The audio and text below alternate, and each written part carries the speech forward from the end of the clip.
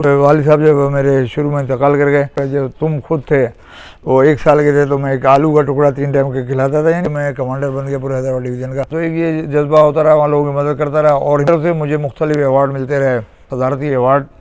यहाँ मुझे महातर मोहम्मद साहब वज़ीर आज़म थे, कर रहा था अल्लाह की रज़ा के लिए कर रहा था, लेकिन सेशन कोर्ट में एज ए PA जॉब करता था और BA तक तालीम मैंने कोर्ट में ही बैठ के हासिल की थी। लेकिन क्योंकि सेशन जो DC की जब लड़ाई रिमूव फॉर आर्म सर्विस कर। बिस्मिल्लाहिर्रहमानिर्रहीम, अस्सलाम वालेकुम।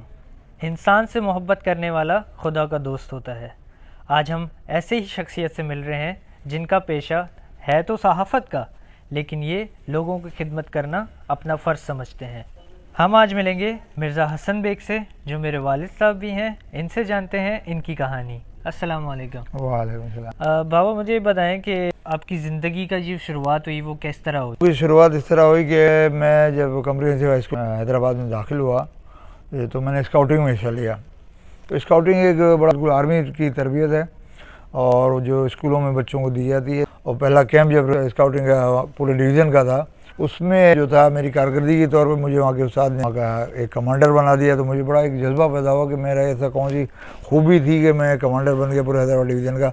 तो वहाँ से मुझ में एक ताकत पैदा हुई कि मुझे एक एजाज़ मिला है। मैं ठेठा घर आता था तो यहाँ उस टाइम पे असिस्टेंट कमिश्नर थे अनवार हैदर साहब, जो हमारे रिलेटिव भी थे।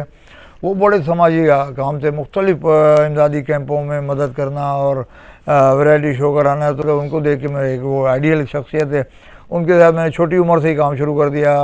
मुख्तलिफ प्रोग्राम है, समाजी काम, जहाँ बरसात हो रही है वहाँ जा रहा हूँ, जहाँ तूफ़ान आ रहा है वहाँ जा रहा हूँ। तो एक ये जज्बा होता रहा, वहाँ लोगों की मदद करता रहा और हिम्मत होती रही। खिदमात के नतीजे हुकूमत की तरफ से मुझे मुख्तलिफ अवार्ड मिलते रहे। गवर्नर सिंध मेडल, कभी वज़ीर आला की तरफ से।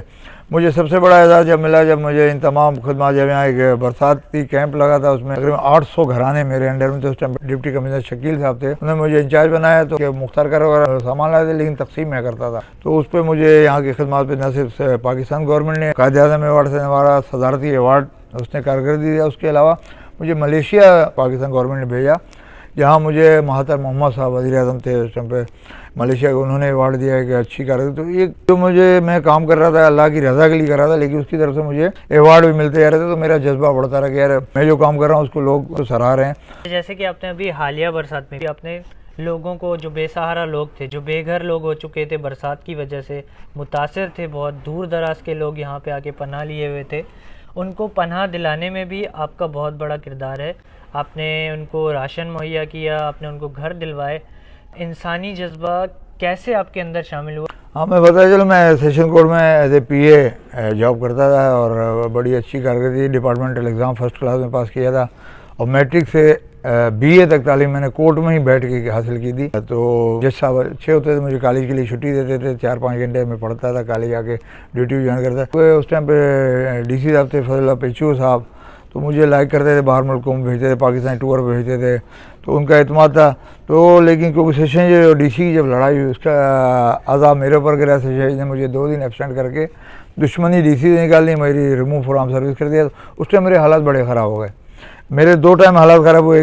वालिद साहब जब मेरे शुरू में इंतकाल कर गए, उसके बाद हमने खुद बुरा वक्त गुजारा, तो मुझे एक एहसास है गुर्बत क्या होती है। उसके बाद जब मेरी कोर्ट की नौकरी की, तो तुम खुद थे वो 1 साल के थे, तो मैं एक आलू का टुकड़ा 3 टाइम के खिलाता था, यानी बड़े बुरे हालात कोर्ट की नौकरी आने के बाद हुए। तो मैंने गुर्बत खुद भी देखी, अच्छे हालात तो बहुत ही देखे, लेकिन गुर्बत भी उस टाइम पे देखी। तो मुझे वैसे भी एहसास था लोगों की मदद करने का, लेकिन जब खुद फाके कर रहे मुझे पता है कि सामने वाले के उस टाइम पर क्या गुजर रही होगी।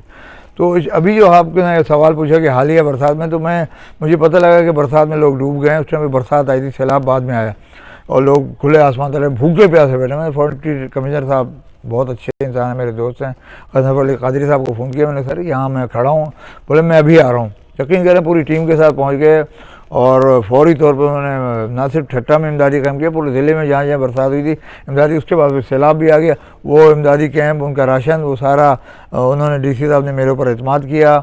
और ना सिर्फ उस टाइम हम आप लोग भी शामिल होते थे, आपके दोस्त, हमारे दोस्तों ने उनको खाना खिलाया था कि 800 लोगों को हमसे डिग्री कॉलेज में डेली खाना देते। उसके बाद राशन, जो लोग बहाल हो गए, उसके बाद DC साहब ने एक बड़ा अच्छा काम ये किया कि उनको राशन के बैग उनके घरों तक पहुँचाया। और मैं आपको बताऊँ कि वो बैग जो थे ना सिर्फ ठट्टा सजावल बल्कि पंजाब तक वो बैग पहुँचे। पंजाब के लोग जो आए थे उनका मेरे पास रिकॉर्ड था, यहाँ पे रिलीफ कैंपों में ठहरे हुए थे, तो उनको भी मैंने वो रेल में सवार करा के। तो ये जज्बा जो है वो बंदे पे जब खुद हालात गुजरते हैं उसको पता लगता है, आसपास के लोगों को, अगर दिल सच्चा हो, हमदर्द हो।